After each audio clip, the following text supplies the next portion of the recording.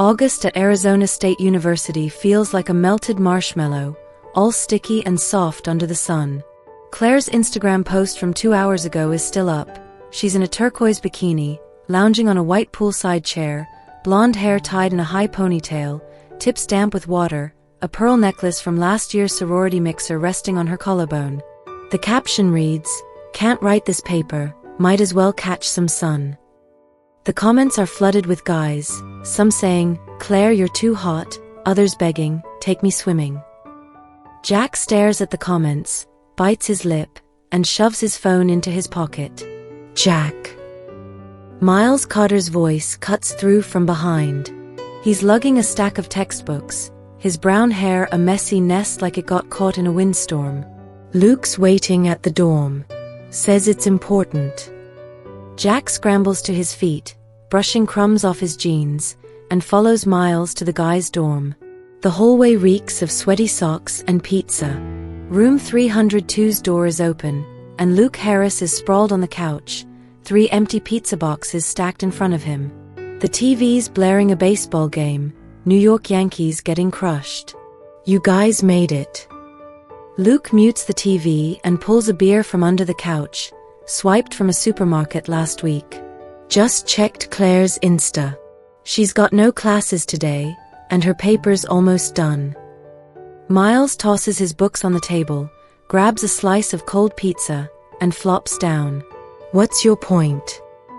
Jack fidgets with the phone in his pocket, heart picking up speed. "That thing we talked about, getting her to a bar, getting her drunk. Should we make a move?" Luke's eyes light up. "Hell yeah. She's graduating soon. It's now or never." Miles frowns. "We're broke, dude. Last time at the Thirsty Camel, a margarita was $15. We've got, what, 200 between us? That's barely enough for a few rounds." Jack digs into a drawer and pulls out a crumpled 50, cash from walking the neighbor's dog last week. "I've got this." "Luke, what about you?" Luke flips open his wallet, pulling out a 20. "Leftovers from Mom's allowance." Miles sighs, fishing $30 from his backpack. This was for new earbuds, from tutoring last week. Jack gathers the cash, counting it out. $100 total. Enough for 1 round, then we take turns getting her to drink. She can hold her liquor, but no way she keeps up with 3 of us. Luke rubs his hands together. "Right. She downed 3 tequilas at the mixer and was fine, but that was with girls. Against us? No chance." Miles hesitates. "What if she figures it out?"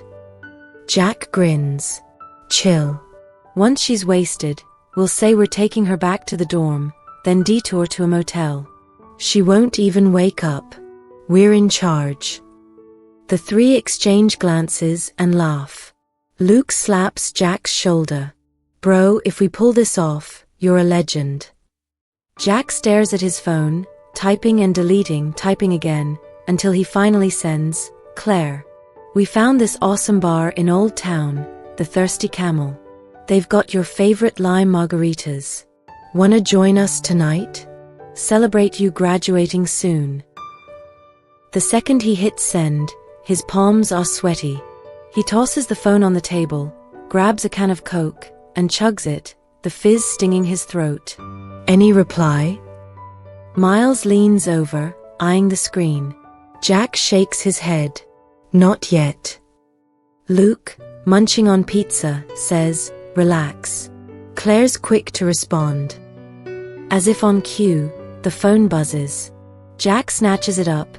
Claire Miller's name lights the screen. "Sure, what time?" "I'm over sitting in my dorm with this paper." "It's on." Jack jumps up, nearly knocking over the Coke. "She's in." Miles smacks the table. "Sweet. What time we going?" Luke checks his watch. "It's 6 now. Bar opens at 8. Meet at Old Town entrance by 7:30. Jack nods. "Cool. I'm changing. You guys clean up too, don't look like slobs." They spring into action, Jack digs out a black t-shirt from the bottom of his drawer, worn last Halloween, faded but clean. Miles slicks his hair back with gel, winking at himself in the mirror. Luke squats on the floor, scrubbing mud off his sneakers from last week's camping trip, grass still stuck to the edges. At 7:20, they're outside the dorm.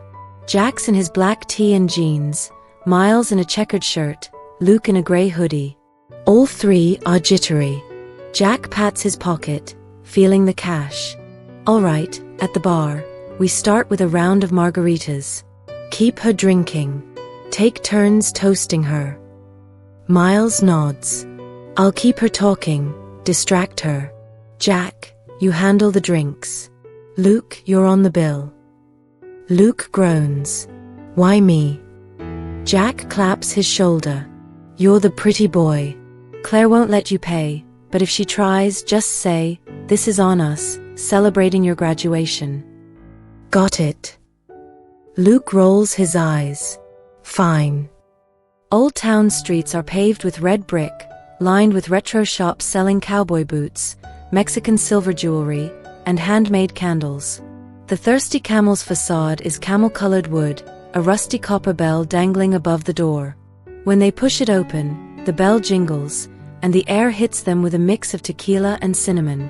A row of Mexican straw hats lines the wall behind the bar. The TV's showing a baseball game, Houston Astros hitting a home run.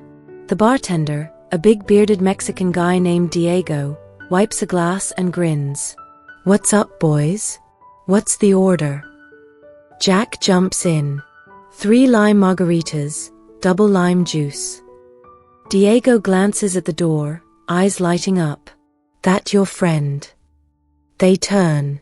Claire's at the entrance, rocking a white off-shoulder top and denim shorts, sandals on her feet, blonde ponytail swinging, tips catching the breeze. She waves with a smile. Hi guys. Jack's heart skips. He hurries over, pulling out a chair. Claire, over here. Claire sits, scanning their outfits with a grin. Jack, is that the t-shirt from last Halloween? I swear you wore it as Dracula. Jack scratches his head, laughing. Yeah, pulled it out just for you. Miles hands her a menu. Claire, what are you drinking? We got lime margaritas, your favorite. Claire flips through it. Nah, I'm good with the margaritas. Thanks. Diego sets 3 margaritas on the table, rims crusted with salt, lime slices tucked on the edges. Claire takes a sip, eyes crinkling into crescents. Better than the ones at the mixer. Diego, you're still the best. Diego chuckles. 20 years mixing margaritas, I better be. Jack raises his glass. To Claire, happy graduation. Claire clinks her glass. Thanks. Miles lifts his. To acing your paper. Luke follows. To landing a killer job. Claire laughs, downing her drink fast. The first margarita's gone in no time. Jack signals, Diego, 3 more. Diego eyes Claire, lowering his voice to Jack. Easy, man. Don't let her overdo it. Last time she got tipsy, she grabbed one of my hats and danced a Mexican jig. Jack shakes his head.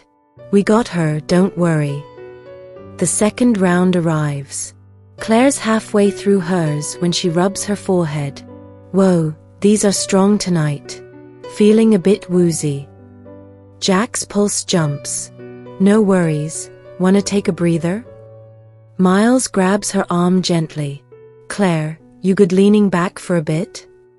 Claire nods, slumping against the chair, eyes closed, lashes fluttering. Jack shoots the others a look. Luke hustles to settle the tab, $180 total. They scrape together Jack's 50, Miles' 30, and Luke's 100, with Luke tossing in his last $5 to cover it. Let's go. Jack helps Claire up, her head resting on his shoulder, breath warm against his neck. He feels like he's burning up. Miles supports her other arm, Luke trailing behind.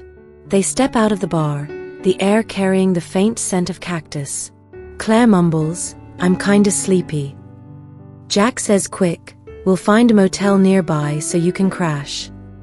Claire nods, silent. Motel Success got a bright blue front, its vacancy sign flashing red. The parking lot's got a few beat-up trucks and a Honda Civic with an Arizona State sticker. At the front desk, a middle-aged woman in a gray uniform, Betty, munches a peanut butter sandwich, peering over thick glasses. "ID? $50 deposit." Jack hands over his driver's license. Betty glances at it. "Jack Thompson, 20, right?" Jack nods. "Yeah, please hurry. Our friend's had too much to drink and needs to rest." Betty glances at Claire, who's slumped against Miles' shoulder, pushes her glasses up, and mumbles through a mouthful of sandwich, "Room 207, second floor, left at the end. Don't mess up the room, or you're not getting your deposit back." She hands over a key, attached to a plastic camel keychain, its edges worn white. Jack grabs the key, his palms slick with sweat, and forces a calm, "Thanks, we won't." He shoots Miles and Luke a look, and the three of them guide Claire up the stairs. The iron handrail's paint is half peeled, and the wooden steps creak under their weight, groaning like they're fed up. Room 207's door is light brown, the handle loose, letting out a low creak as it opens. A whiff of disinfectant mixed with musty carpet hits them hard. Jack wrinkles his nose, scanning the room. It's small, 2 single beds side by side, covered in faded beige sheets. A dated lamp with a dusty shade sits on the nightstand. In the corner, a folding table holds a boxy old TV with a thin scratch across the screen. The drawers stuffed with free instant coffee packets and sugar sachets, next to a crumpled travel magazine with an Arizona Grand Canyon cover. The window faces the parking lot, draped with cheap sheer polyester curtains that let in the dim yellow glow of streetlights. Car horns blare faintly in the distance, mixed with the low rumble of truck engines. The bathroom door's ajar, squeaking on its hinges. Inside, the mirror's cracked, and the bathtub's edge has yellow stains, like leftover soap scum. Jack glances at the bathroom, thinking, this place is a dump, but it'll do for tonight. Miles helps Claire onto the bed by the window. She's got her eyes closed, lashes twitching, breathing steady, looking passed out.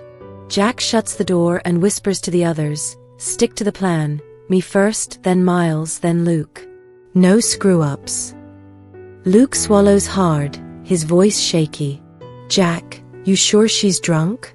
She seemed pretty sharp at the bar." Jack glares. "Don't start. She had 3 margaritas. Diego said those things hit hard. She's out of it." Miles rubs his curly brown hair, eyes nervous. "So, we're really doing this?" Jack hisses, "What are you scared of? She's so gone, she won't remember a thing. Hurry up." He takes a deep breath and steps to the bed. Claire's lying on her side, her white off-shoulder top slipping to reveal the pearl necklace glinting in the dim light. Jack's heart pounds like a drum. He reaches for her shoulder, but freezes mid-air. Her Instagram photo by the pool flashes in his mind, her bright smile. He swallows hard, shoving the thought away. "All right, I'm first."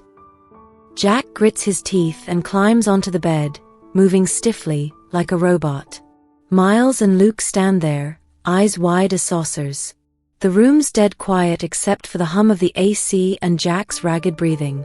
Less than a minute later, Jack hops off, face red like he just ran a marathon, wiping sweat from his forehead. "Done. Miles, your turn." Miles blinks, stammering, "That quick?" "Quit talking, go." Jack shoves him. Miles clambers onto the bed, even stiffer than Jack, like a machine that's never been oiled. 2 minutes in, he stumbles off, legs wobbly, grabbing the nightstand to steady himself. I'm done," he gasps. Luke's last, face pale as the room's plaster walls. He climbs on, moving like he's scared to wake her. Less than a minute later, he's off, leaning against the wall, wiping sweat. "Was that too fast?"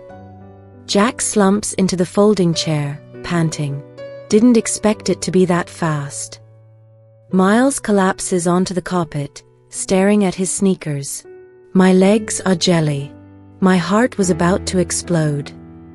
Luke scratches his head, voice faint. Did we rush it? What if she...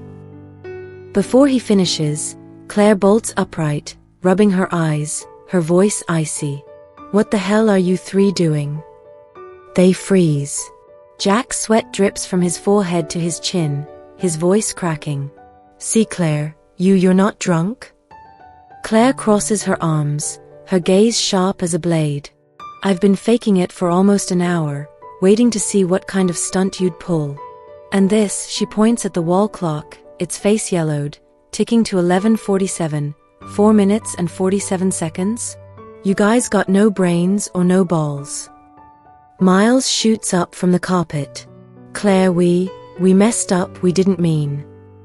Claire cuts him off, striding to the table, grabbing a water bottle, and taking a swig, eyes locked on them. Save it. You've got two options. 1, each of you gives me 10 rounds tonight, till I'm satisfied. 2, I call 911 right now and tell the cops you tried to assault me. Pick one. Jack's legs shake like they're about to give out. Claire, we're so sorry. We were drunk, it was just a stupid joke. Claire smirks coldly. A joke? Getting me to down 3 margaritas, dragging me to this shitty motel, and taking turns climbing on my bed, that's your joke. She pulls her phone from her denim shorts, waving it. 911 or keep going. Choose. Luke's face is ghost white, voice trembling. Claire, don't call the cops. We'll do the first one. Claire sits back on the bed, arms crossed, tone flat like she's ordering takeout. Get started, Jack. You're up. Jack's heart feels like it's clawing out of his throat. He drags himself onto the bed, mind blank. The AC's cranked low, cold air hitting his sweaty back, but he's still dripping. 2 minutes later, he's off, gasping like he sprinted 100 yards. Claire. I tried. Claire frowns. That's it? Again. Miles is next, legs shaking like he's on a trampoline. He climbs on, eyes squeezed shut, like he's tackling an impossible mission. 2 minutes later, he's on the floor, clutching his chest. Claire, I can't. Luke's last, leaning against the wall, pale as the bathroom tiles. Claire, can I get some water first? She points to the water bottle on the table. Drink. Hurry up. Luke chugs half the bottle, climbs on, moving slower than the others, like he's stalling. 2 minutes later, he's back by the bathroom door, panting like a broken bellows. Claire glances at the clock, 12:15. First round, and you three didn't even hit 10 minutes? Keep going. 10 each, or you're not leaving. Jack's legs feel like someone else's. He climbs back on, one thought screaming, survive. Miles and Luke follow, round after round, the room silent except for their heaving breaths and the AC's hum. Claire sits up on the other bed, arms crossed like a foreman, occasionally barking, Luke, that was weak. Do it again. By the 5th round, Jack's drenched, his shirt clinging to his back, heart pounding like it's about to burst. Miles is sprawled on the carpet, hands and feet ice cold, muttering, I'm done. I'm so done. Luke slumped by the bathroom door, face ghostly, breathing hard, eyes half closed. Claire checks the time, 12:45. 20 down, 10 to go. Keep it up. Jack lifts his head, voice barely a whisper. Claire, we can't, please. Claire frowns, steps over, and touches Jack's forehead. It's hot as a microwaved plate. She freezes, grabs her phone, and dials 911. Hello? I need an ambulance. 3 guys are unconscious in my motel room. Address is Motel 6 on Main Street, room 207. Within 10 minutes, ambulance sirens rip through the night, red and blue lights spilling through the window cracks onto the worn carpet. Medics burst into 207, stretchers in tow, hauling Jack, Miles, and Luke out. Jack's half-conscious, mumbling under an oxygen mask. Miles clutches the carpet as they lift him, like he's begging for rescue. Luke's out cold, medics rushing him down the stairs. Claire sits on a plastic chair in the hallway, knees pulled up, watching the medics hustle. "I just wanted to teach them a lesson. Didn't mean for this," she mutters. Her blonde hair's loose on her shoulders, pearl necklace catching the light, eyes flickering with panic. A cop shows up, middle-aged, mustache, named Thompson, notebook in hand. "Ma'am, can you tell me what happened?" Claire takes a deep breath, laying it all out, the bar, the motel, her faking drunk to turn the tables. Thompson's brow furrows, his pen pausing. "So you told them, 10 times each? That's self-defense." Claire bites her lip. "I didn't want them to pass out. I just wanted them to get that this isn't a game." Thompson nods, snapping his notebook shut. "All right. They're headed to the hospital. We'll follow up. Go back to your dorm tonight. Come to the station tomorrow for a statement." Claire nods, hugging her arms, and walks out.